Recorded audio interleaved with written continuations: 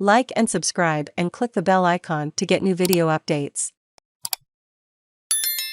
A judge's reversal of mask mandates to the editor. Judge rescinds mask mandate for passengers. Front page, April 19. A federal judge who was deemed not qualified by the American Bar Association has just struck down the CDC's mask mandate on public transportation, in the name of reinstating lost freedoms.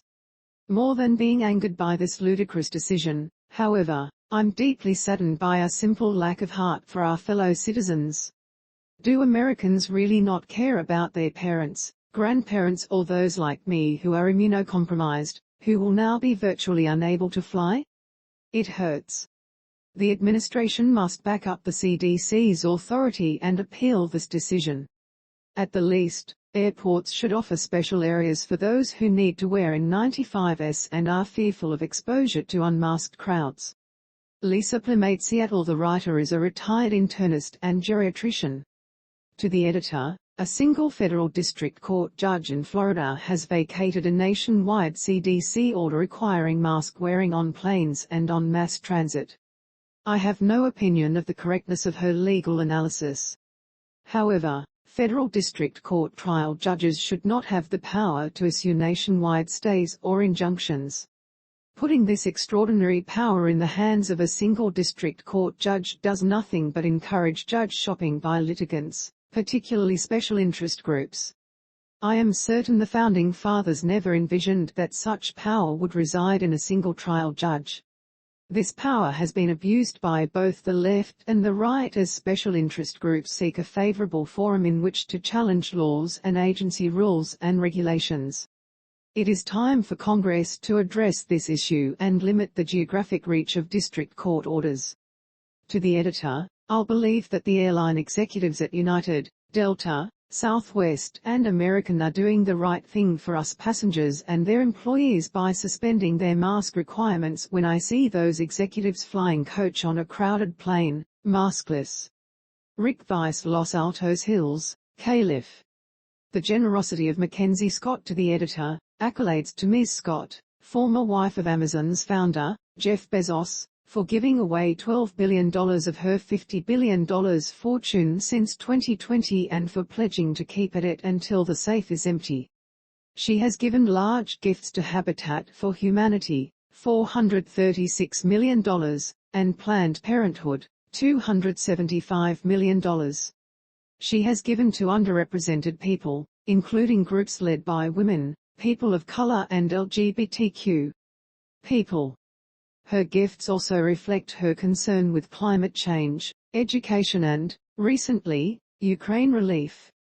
Her generosity and humanitarianism are in stark contrast to so many superwealthy people who never seem to have enough, who are forever concerned about their taxes. Can Mackenzie Scott inspire other ultra-wealthy people to be more generous and humanitarian and less fixated on self-aggrandizement? Inconsistent on refugees. To the editor, over the past few years, I have been to Lebanon several times to help provide art therapy for Syrian refugee children. Last month, I was in Ukraine and Poland providing art therapy for Ukrainian children. Young children exposed to the trauma of war are at high risk of developing PTSD. Even if they did not see the violence, they can develop PTSD from what their family members have been through. Art and play therapy help them cope and heal. I have felt conflicted about how different our global response to the refugee crisis in Ukraine, where many of the children have blue eyes and blonde hair and identify as Christians, has been. I have provided art therapy for them just as we have for Syrian children in Beirut. Many of my little Picassos in Beirut are now young adults. Because they have brown eyes, olive skin and are Muslim, they did not receive the same level of love and concern from the West.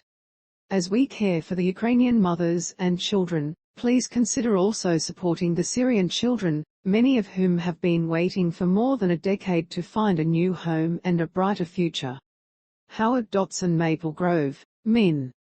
AI and problem gambling. To the editor, can AI help casinos cut down on problem gambling? Business, April 4. The answer is no, AI cannot cut down on problem gambling. First, We should refer to casino gambling as what it is. It is not gambling in the usual sense of the word. It is negative expectation gambling, meaning that you will lose in the long run. This would provide consumers with a reminder about what this is all about. This does not take AI. It just takes truth in advertising. Calling casino gambling what it really is seems sort of a buzzkill, but reality is that way sometimes. Second, casinos use every conscious and subconscious signal to keep you gambling. These tools are overwhelming and simply too much for some to resist. Unless this is addressed,